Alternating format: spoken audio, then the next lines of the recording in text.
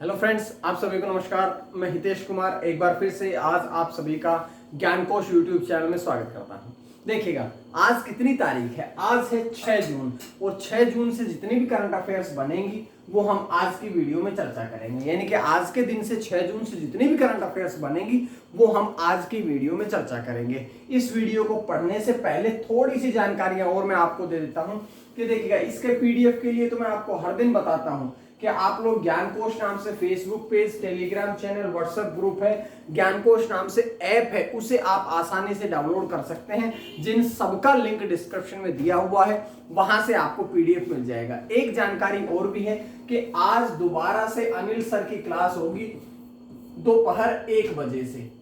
आज दोबारा से मैथमेटिक्स की क्लास होगी क्योंकि आपकी पिछली भी मैथमेटिक्स की क्लास हो चुकी है। अब उसी को कंटिन्यू करेंगे, आगे प्रतिशत का दूसरा चैप्टर लेके आएंगे आप सभी के साथ, तो उस क्लास को भी आपने जरूर अटेंड करना है, ठीक है। और इस बात को आपने अपने दोस्तों को भी बताना है, शेयर करना है इस बात को कि आज 1 बजे आपकी मैथमेटिक्स की दूसरी क्लास होने वाली है। उसके बाद चलिए बढ़ते हैं आज की करंट अफेयर्स की तरफ। तो आज कौन सा दिवस है? सबसे पहले तो आज है 6 जून और 6 जून का जो दिन है वो किस दिवस के रूप में मनाया जाता है? तो ये जो है ये मनाया जाता है विश्व कीट दिवस। विश्व कीट दिवस के रूप में आज का जो दिन है 6 जून का जो दिन है ये मनाया जाता है। बात कर लेते हैं इसके बारे में कि इस दिवस को मनाने का उद्देश्य क्या है। तो अगर हम बात करें उद्देश्य की तो देखिएगा, कीट जो होते हैं उन सभी के प्रबंधन के से संबंधित जागरूकता लोगों में फैलाना ही इस दिवस को मनाने का मुख्य उद्देश्य है। जो कीट पतंगे होते हैं उन सभी के बारे में लोगों में उनके प्रति जागरूकता पैदा करना ही इस दिवस का मुख्य उद्देश्य है। और यहां से एक प्रश्न आपका साइंस का और भी बनता है कि जो कीट है उनको आकार के आधार पर कितने भागों में बांटा गया? ये जो कीट होते हैं इनको आकार के आधार पर 4 भागों में बांटा गया है। कितने भागों में बांटा गया? 4 भागों में। 4 भाग कौन कौन से हैं? सबसे पहला होता है बीटल, दूसरा कहा गया मक्खियां, तीसरा पतंगे और जो तितलियां हैं ये तीसरे भाग में आती है, और चौथा हमारा होता है चींटियां, मधुमक्खियां और ततैया वर्ग जो है ये हमारा चौथे भाग में आता है। तो ये कीट जो है ये 4 प्रकार के होते हैं, आकार के आधार पर इन्हें 4 भागों में बांटा गया है। तो ये सारी जानकारियां थी विश्व कीट दिवस से संबंधित। उसके बाद बढ़ते हैं आज के पहले प्रश्न की तरफ। तो देखिएगा, आज की वीडियो में एक बात और भी खास रहेगी कि आज का जो 5वां प्रश्न है वो आप सभी के लिए टॉप करंट अफेयर रहेगा। मतलब 5वें प्रश्न का हमने ऑप्शन नहीं बनाया है क्योंकि टॉप करंट अफेयर का ऑप्शन नहीं बनाते हैं, सीधा उसको टॉप करंट अफेयर की तरह पढ़ेंगे। चलिएगा, बात करते हैं पहले प्रश्न की। तो पहला प्रश्न क्या है कि एशिया की पहली इंटरनेशनल मेमोरी स्टडीज कार्यशाला, जो एशिया महाद्वीप है उसकी पहली जो इंटरनेशनल मेमोरीज स्टडी कार्यशाला है, इसकी मेजबानी किसके द्वारा करी गई? तो देखिएगा, अगर हम बात करें इसकी मेजबानी की तो 4 ऑप्शन आपको हर दिन मिलते हैं। यहां से आपने बताना है कि इसकी मेजबानी किसके द्वारा करी गई। तो इसकी मेजबानी करी गई है आईआईटी मद्रास के द्वारा। आईआईटी मद्रास के द्वारा इसकी मेजबानी जो है वो करी गई है। अब क्या हुआ है, क्या बातें रही इसमें, वो सारी बातें हम पढ़ते हैं। देखिएगा कि जो आईआईटी है यानी कि भारतीय प्रौद्योगिकी संस्थान मद्रास है उसके द्वारा इसकी मेजबानी करी गई है। बात करते हैं इसमें प्रमुख उद्देश्य क्या है कि ये जो कार्यशाला जो है इंटरनेशनल मेमोरी स्टडी कार्यशाला है जो है इसको आयोजित करने का जो इसके पीछे क्या रीजन रहा, क्या इसका उद्देश्य था। तो बात करते हैं इसके उद्देश्यों की तरफ। देखिएगा, जो शोध करने वाले व्यक्ति होते हैं उनको और अधिक प्रशिक्षित करना, दूसरी बात उनको सलाह देना, उनको परामर्श देना ताकि वो उनका शोध कार्य जो है वो अच्छे से हो सके। पहला उद्देश्य ये है। दूसरा उद्देश्य क्या है कि जो अंतरराष्ट्रीय स्तर होता है, जो इंटरनेशनल लेवल पर एक देश का दूसरे के साथ में जो अंतरराष्ट्रीय जो शिक्षा से संबंधित जो शोध करते हैं, तो उन अंतरराष्ट्रीय स्तर पर जो संस्थान संबंधित सहयोग है उस सहयोग को बढ़ावा देना कि एक संस्थान, एक टीचिंग इंस्टीट्यूट जो है वो दूसरे देश के टीचिंग इंस्टीट्यूट के साथ में क्या सहयोग करता है, इस बात को बढ़ाना। तीसरी बात क्या है कि उद्योग भागीदारों के साथ में अनुसंधान समूह, और दूसरी बात नेटवर्क के गठन को सुविधा प्रदान करना ही इसका मुख्य उद्देश्य रहा है। तो ये सारे तो हमने पढ़े इसके उद्देश्य के बारे में, लेकिन एक बात समझिएगा, ये किसके द्वारा मेजबानी करी गई है? ये करी गई है आईआईटी मद्रास के द्वारा। आईआईटी मद्रास के द्वारा, ठीक है। अब बात करता हूं आईआईटी मद्रास की स्थापना कब हुई थी? 1959 में, 1959 में इसकी स्थापना हुई थी, जिसके चेयरमैन अध्यक्ष कौन है? पवन कुमार गोयंका। पवन कुमार गोयंका जो है वे इसके चेयरमैन हैं। और साथ साथ में एक प्रश्न और भी बनता है कि इसके निदेशक कौन है? इसके डायरेक्टर कौन है? तो डायरेक्टर की बात करें तो भास्कर राममूर्ति जो है वे आईआईटी मद्रास के वर्तमान में डायरेक्टर हैं, निदेशक हैं। तो ये सारी बातें मैंने आपको आईआईटी मद्रास के बारे में बताई है। तो ये जानकारी पहले प्रश्न से थी। उसके बाद में बढ़ते हैं दूसरे प्रश्न की तरफ। तो दूसरा प्रश्न क्या है आप सभी के लिए? दूसरा प्रश्न है कि गुजरात की जो विश्वामित्री नदी है, इस परियोजना को किसके द्वारा मंजूरी दी गई है? ये गुजरात सरकार गुजरात में स्थित है विश्वामित्री जो परियोजना है, लेकिन बात ये पूछी गई है कि इसको किसके द्वारा मंजूरी दी गई? तो देखिएगा किसके द्वारा मंजूरी दी गई। यहां 4 ऑप्शन आपको हर दिन मिलते हैं। 4 ऑप्शन में देखिएगा नेशनल ग्रीन ट्रिब्यूनल जो है इसके द्वारा मंजूरी दी गई है। तो ये सारी बातें हमने पढ़ी है इस प्रश्न के बारे में। लेकिन इतनी सी बात पढ़ने के बाद हमारा प्रश्न समाप्त नहीं होता है, बल्कि अब तो हमारा प्रश्न शुरू होता है। मतलब कि अब इससे संबंधित जानकारियां देखिएगा कि इसके तहत क्या किया जाएगा। जो विश्वामित्री नदी परियोजना है इसके तहत क्या जाएगा? तो इसके तहत सीमांकन, वृक्षारोपण और नदी की अखंडता को बनाए रखने का प्रयास किया जाएगा। क्यों? सबसे पहली बात तो ये कि पानी की आपूर्ति, सिंचाई के लिए 2-3 बातें, ये तो हमारी आम जो लोक समाज में जो प्रचलित बातें हैं वो बताइए मैंने ला, लेकिन आपको इसके पीछे का जो मेन रीजन है वो समझना पड़ेगा कि इस जो नदी है इसके आसपास मगरमच्छ, कछुए और ऐसी प्रजातियां जो संरक्षित करी जाती है। जो मगरमच्छ है, वो कछुए हैं, वो साथ में जो संरक्षित करने वाली प्रजातियां हैं वो प्रजातियां प्रजनन का कार्य करती है। तो इसलिए इस नदी का मुख्य रूप से सीमांकन, वृक्षारोपण और अखंडता को बनाए रखने का प्रयास किया गया है। तो ये समझनी है आपने बात, ठीक है। अब इतनी बात अगर आपने समझ ली है तो बात करते हैं इसके बारे में और भी। क्यों? क्योंकि ये नेशनल ग्रीन ट्रिब्यूनल के द्वारा तो ये इसको शुरू किया गया है। नेशनल ग्रीन ट्रिब्यूनल के द्वारा तो इसको शुरू किया गया है। मैं आपसे बात करता हूं कि इसके अध्यक्ष कौन है? एनजीटी मतलब नेशनल ग्रीन ट्रिब्यूनल, इसके अध्यक्ष कौन है? तो आदर्श कुमार गोयल जो है वे इसके अध्यक्ष हैं। इसके अगर हम हेडक्वार्टर की बात करें, मुख्यालय की बात करें तो नई दिल्ली, देश की राजधानी नई दिल्ली में इसका मुख्यालय। और एक बात और समझिएगा कि इसकी स्थापना 18 अक्टूबर 2010 में करी गई थी। 18 अक्टूबर 2010 में इसकी स्थापना करी गई थी। और राष्ट्रीय हरित अधिकरण अधिनियम 2010 के तहत इसकी जो स्थापना थी वो करी गई थी। तो ये सारी बातें हमने नेशनल ग्रीन ट्रिब्यूनल के बारे में, एनजीटी के बारे में पढ़ लिया है, ठीक है। तो ये जानकारी हमने यहां से मिली। उसके बाद स्क्रीन पे आता है हमारा प्रश्न नंबर 3। तो देखिएगा प्रश्न नंबर 3 क्या कह रहा है। प्रश्न नंबर 3 क्या कहता है कि स्विफ्ट जीपीआई इंस्टेंट जो है ये एक सुविधा शुरू करने वाला, इस सुविधा को शुरू करने वाला विश्व का दूसरा बैंक कौन सा बना है? विश्व का कौन सा बैंक? दूसरा बैंक कौन सा बना है? तो बताइएगा विश्व का दूसरा बैंक कौन सा बना है? यहां से आप सभी के लिए ऑप्शन है 4। तो देखिएगा इसका जो दूसरा बैंक बना है वो है आईसीआईसीआई बैंक, यानी कि इस प्रश्न का जो आंसर रहेगा वो रहेगा आईसीआईसीआई बैंक। तो ये सारी बातें हमने यहां से पढ़ ली है। उसके बाद बढ़ते हैं आगे बढ़ते हैं। देखिएगा आईसीआईसीआई बैंक के द्वारा इसकी स्थापना करी गई। बात कर लेते हैं कि इसके द्वारा क्या होगा कि विदेशों में आवश्यकता अनुसार धन का स्थानांतरण किया जाएगा। धन का स्थानांतरण करने का मतलब ये नहीं है कि धन को भेज दिया जाएगा, धन को मंगा लिया जाएगा। मतलब कि जो आप यहां रहते हैं, आपके सगे संबंधी अगर दूसरे देश में रहते हैं तो आसानी से आप उनको पैसे भेज सकते हैं या आसानी से आप उनसे पैसे मंगा सकते हैं। इसका मतलब है धन का स्थानांतरण। कभी आप समझो कि पैसे यहां से वहां भेज दिए, वो सिस्टम नहीं है कि लेके भाग जाए मोदी, वो जो इससे पहले देश के विजय माल्या की तरह धन का स्थानांतरण करके लेके भाग गए, वो सिस्टम नहीं है।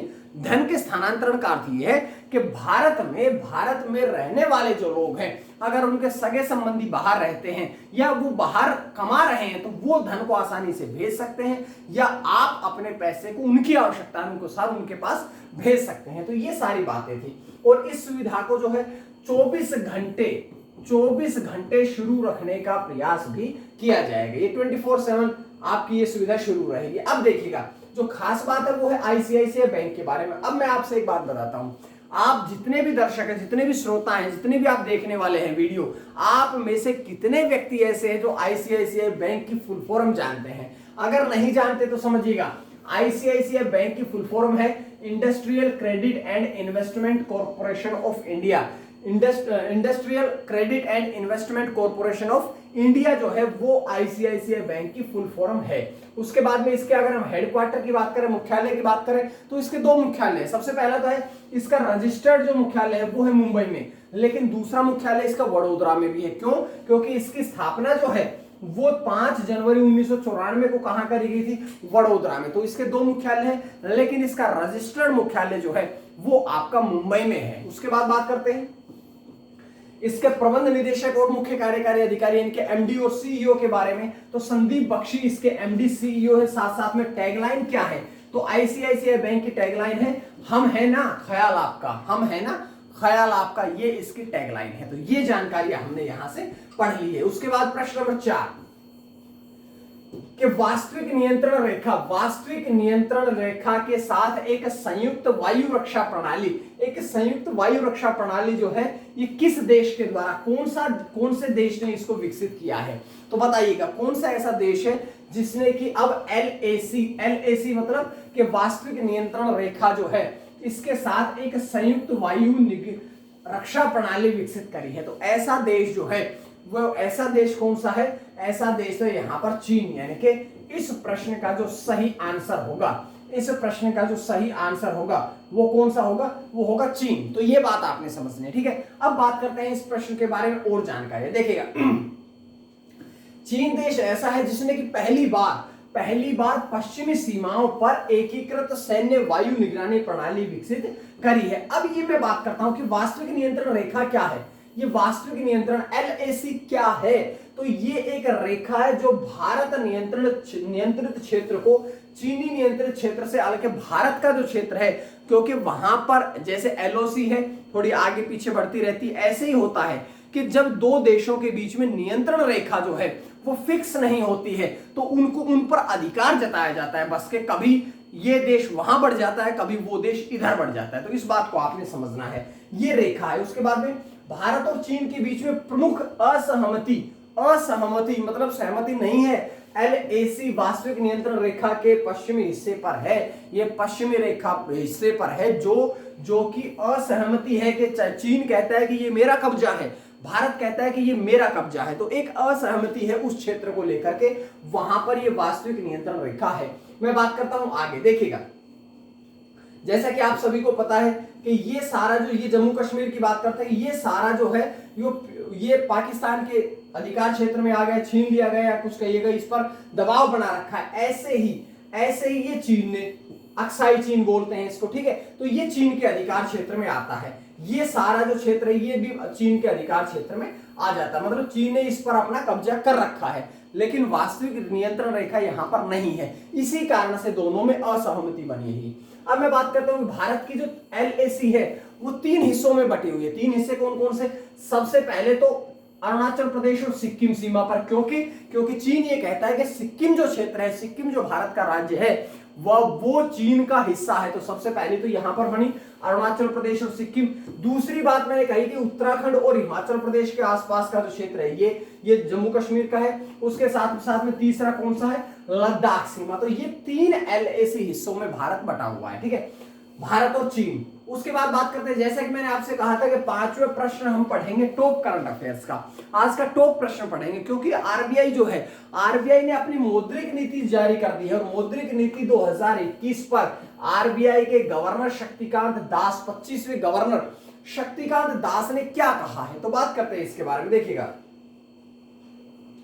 आरबीआई ने 6 सदस्यीय मौद्रिक नीति जो है इस पर सम्मति ने शक्तिकांत दास की अध्यक्षता में 2 से 4 जून तक इसका आयोजन किया गया था। 2 से 4 जून, पहली बात ये पकड़ में आई कि 2 से 4 जून तक इसका आयोजन हुआ था। दूसरी बात ये कि इसकी अध्यक्षता किसने करी, तो इसकी अध्यक्षता करी है आरबीआई के गवर्नर शक्तिकांत दास ने। 2 बातें समझी। उसके बाद समझिएगा, अब जो जून 2021 की नीति समीक्षा होगी इसमें लगातार 6ठी बार प्रमुख उधार दरों को अपनी अपरिवर्तित रखने का फैसला लिया है कि जो रिजर्व बैंक ऑफ इंडिया है, जो अन्य देशों को उधार देता है, अब उन सभी दरों में, उन सभी में कोई परिवर्तन नहीं करने का फैसला लिया है। उसके बाद में बात करते हैं कि आरबीआई की मौद्रिक नीति समिति जो है वो उसने कोविड-19 के प्रभाव को कम करने के लिए आवश्यक होने तक उदार नीति अपनाई है। उदार नीति अपनाने का मतलब यह है कि किसी पर जोर ना डाला जाए। अगर कोई भी बैंक उनको ऋण देने में समर्थ नहीं है वर्तमान में, तो उन बैंकों पर कोई दबाव ना डाला जाए, किसी भी व्यक्ति पर कोई किसी प्रकार का प्रेशर ना बनाया जाए। तो ऐसी उदार नीति करनी है, ठीक है। उसके बाद बात करते थे, ये तो हुई है 2 से 4 जून तक आयोजन, लेकिन अगली बैठक की बात करें तो अगली बैठक होगी 4 अगस्त से 6 अगस्त, 4 अगस्त से 6 अगस्त 2021 में इसका अगली बैठक का आयोजन किया जाएगा। इसके बारे में बात करते हैं कि जो कुछ सीमांत स्थायी सुविधा एमएसएफ दर और बैंक दरें अपरिवर्तित रहेगी, मतलब कि जितनी भी बैंक दरें हैं इनमें कोई परिवर्तन नहीं होगा। और एक बात मैं आपसे और बताता हूं, जो बैंक की एग्जाम करने वाले छात्र हैं वो इस बात को जरूर देखें, क्योंकि आपके बैंक से संबंधित, हालांकि प्रश्न कहीं भी आ सकता है, लेकिन जो ज्यादा संभावनाएं बनती है वो बैंक वाले प्रश्नों में बनती है। देखिएगा, अगर मैं बात करूं रेपो रेट, बहुत बार पूछा गया 4%, रिवर्स रेपो रेट 3.35%, सीमांत स्थायी सुविधा दर 4.25%, बैंक दर 4.25%, CRR 4%, SLR 18%। तो ये सारी की सारी सीमांत दरें हैं जो अपरिवर्तित रही है, कोई परिवर्तन इनमें नहीं किया गया है। उसके बाद बात करते हैं कि जो ये मौद्रिक नीति अपनाई थी इसकी कुछ विशेषताएं हैं। कौन कौन सी विशेषताएं, देखिएगा। सबसे पहले तो आरबीआई ने जो वित्त वर्ष 2021-22 रहा है जो होगा, इसके अनुमान में जो जीडीपी है, भारत की जीडीपी जो है उसका अनुमान कितना लगाया है, 9.5% वृद्धि का लगाया है। लेकिन इससे पहले अगर मैं बात करूं, क्योंकि मैं आपको ये बात पढ़ा चुका हूं, इससे पहले 10.5% था, जिसे कोरोना वायरस की दूसरी लहर के कारण कम करके 9.5% कर दिया गया। उसके बाद बात करते हैं दूसरी ओर, विकास एक बड़ी चिंता है, विकास एक बड़ी चिंता है। वित्त वर्ष 2021 में अगर मैं बात करूं जीडीपी की, तो वित्त वर्ष 2021 में भी 7.3% का संकुचन रहा, मतलब कि ये 7.3% कम रही, वृद्धि नहीं हो पाई, बल्कि कम हुआ है, संकुचन हुआ है, ठीक है। उसके बाद में रुपया जो है उसमें लगातार गिरावट आ रही है, और रुपया जो है, भारत का रुपया जो है वो अब 72.91 अमेरिकी डॉलर पर जाकर बंद हुआ है, मतलब कि अमेरिका का $1 भारत के 72.91 रुपए के बराबर हो गया है। इस बात को आपने समझना है, ठीक है। अब मैं आपसे कुछ बातें बताता हूं, जो कि इसमें 6 व्यक्ति थे, क्योंकि मैंने कहा था समिति में 6 लोग हैं। वे 6 लोग कौन कौन है? सबसे पहले तो शक्तिकांत दास, जो कि इसके पदेन अध्यक्ष है। कौन है? रिजर्व बैंक के गवर्नर है। दूसरी बात करूंगा, भारतीय रिजर्व बैंक के उप गवर्नर मौद्रिक नीति के इंचार्ज कौन है? Doctor Michael Devvrat Patra. तीसरे कौन है? कि केंद्रीय बोर्ड द्वारा नामित भारतीय रिजर्व बैंक के एक अधिकारी। कौन कौन से थे? डॉक्टर मृदुल के सागर। चौथे कौन है? मुंबई स्थित इंदिरा गांधी विकास अनुसंधान संस्थान के प्रोफेसर कौन? प्रोफेसर आशिमा गोयल। उसके बाद बात करते हैं पांचवे कौन? अहमदाबाद में भारतीय प्रबंधन संस्थान वित्त के प्रोफेसर कौन? Professor Jayant R Verma. और आखिरी बात करता हूं छठे की, कि एक कृषि अर्थशास्त्री और नई दिल्ली में national council of applied economy research के वरिष्ठ सलाहकार कौन? डॉक्टर शशांक भिड़े। ठीक है, ये सारी बातें मैंने आपको बताई है। उसके बाद में बात कर लेते हैं, क्योंकि 5 प्रश्न हमारे समाप्त हुए, तो हम बात करेंगे आज के छठे प्रश्न से पहले आज के प्रश्न की। तो देखिएगा, फिक्शन के लिए अंतरराष्ट्रीय बुकर पुरस्कार जो है ये किसे दिया गया है? ये आप लोगों के लिए क्वेश्चन है, और आप लोगों ने इसका आंसर जो है, इस क्वेश्चन का जो आंसर है वो आपने कमेंट करके बताना है। कमेंट करके आपने इसका आंसर बताना है, ठीक है। तो उसके बाद में बात करते हैं कल के प्रश्न की। कल मैंने आपसे क्या प्रश्न पूछा था? तो कल मैंने आपसे प्रश्न पूछा था कि इजराइल के राष्ट्रपति कौन बने हैं? तो इसाक हेरजोग जो है वे अब इजराइल के राष्ट्रपति बने हैं। तो ये सारी बातें मैंने आपको बता दी है। उसके बाद छठा प्रश्न,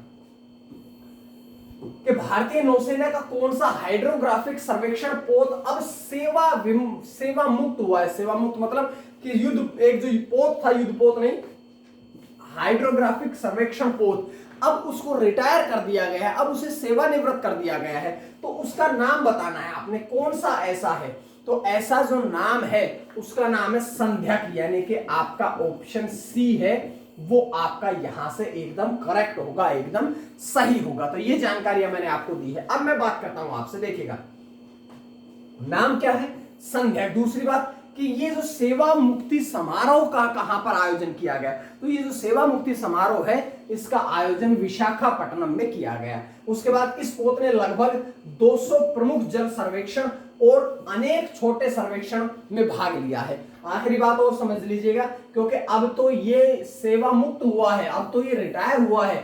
उसके बाद में इसको कमीशन कब किया गया था, इसे भारतीय नौसेना में शामिल कब किया गया था, तो इसे शामिल किया गया था 26 फरवरी 1981 को। 26 फरवरी 1981 को इसे क्या किया गया था, कमीशन किया गया था, इसे शामिल किया गया था। ठीक है, उसके बाद मेरी बात समझिएगा। उसके बाद भारतीय नौसेना के बारे में 2-3 बातें हैं कि इसका मुख्यालय कहां पे है, नई दिल्ली में है। प्रमुख कौन है, एडमिरल करमबीर सिंह। और अगर मैं बात करूं भारतीय नौसेना की स्थापना कब हुई थी, तो 26 जनवरी 1950 में भारतीय नौसेना की स्थापना करी गई। ठीक है, उसके बाद चलिएगा प्रश्न नंबर 7 कि छत्तीसगढ़ में Indus based mega food park, Indus based mega food park का उद्घाटन जो है ये किसके द्वारा किया गया, तो किसके द्वारा अब इस मेगा फूड पार्क का उद्घाटन किया गया है। आपके पास कितने ऑप्शन है, आपके पास 4 ऑप्शन है, और यहां से कौन सा सही रहेगा, तो यहां से नरेंद्र सिंह तोमर जो है वो सही रहेगा। लेकिन एक प्रश्न और भी हमारे सामने आता है कि नरेंद्र सिंह तोमर जो है वे किस मंत्रालय के मंत्री हैं, तो वे केंद्रीय खाद्य प्रसंस्करण उद्योग मंत्री हैं। और एक बात और कि वे तो केंद्रीय खाद्य प्रसंस्करण मंत्री हैं, लेकिन अगर आपसे राज्य के प्रसंस्करण मंत्री की पूछी जाए तो केंद्रीय खाद्य प्रसंस्करण उद्योग के राज्य मंत्री कौन है, तो राज्य मंत्री कौन है, रामेश्वर तेली उनका नाम है। और एक प्रश्न और भी पढ़ेंगे क्या कि भाई छत्तीसगढ़ में इसे शुरू किया गया, तो छत्तीसगढ़ के मुख्यमंत्री यानी कि सीएम कौन है, भूपेश बघेल। ये सारी बातें हमने यहां से पढ़ी है, लेकिन थोड़ी बातें और भी है Indus based mega food park के बारे में कि ये क्या होगा कि व्यक्ति को प्रत्यक्ष या अप्रत्यक्ष रूप से, ये व्यक्ति को प्रत्यक्ष या अप्रत्यक्ष रूप से रोजगार देने में सक्षम है। उसके साथ साथ लगभग 25,000 किसान जो है वो इससे लाभान्वित होंगे। और एक बात और कि जो छत्तीसगढ़ राज्य है उसमें खाद्य प्रसंस्करण क्षेत्र को क्या मिलेगा, बढ़ावा मिलने की इसके द्वारा उम्मीद है। तो ये सारी बातें मैंने आपको बताई है।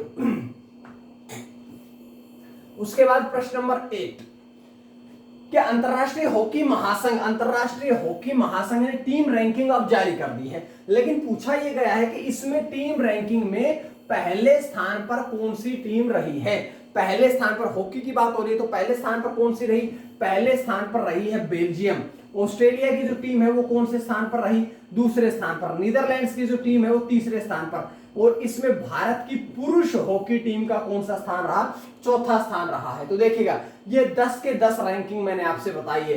पहले स्थान पर बेल्जियम, दूसरे पर ऑस्ट्रेलिया, तीसरे पर नीदरलैंड, चौथे पर भारत, पांचवें पर जर्मनी, छठे पर ग्रेट ब्रिटेन, सातवें पर अर्जेंटीना, आठवें पर न्यूजीलैंड, 9वें नंबर पर स्पेन और 10वें नंबर पर कौन सी आती है, कनाडा। लेकिन ये जो 10 रैंकिंग बताई है ये पुरुष या महिला हॉकी टीम की बताई है, ये पुरुष हॉकी टीम की मैंने आपको बताई है 10 की 10 रैंकिंग। अब पुरुष की बताई है तो महिलाओं की टीम के बारे में भी समझिएगा।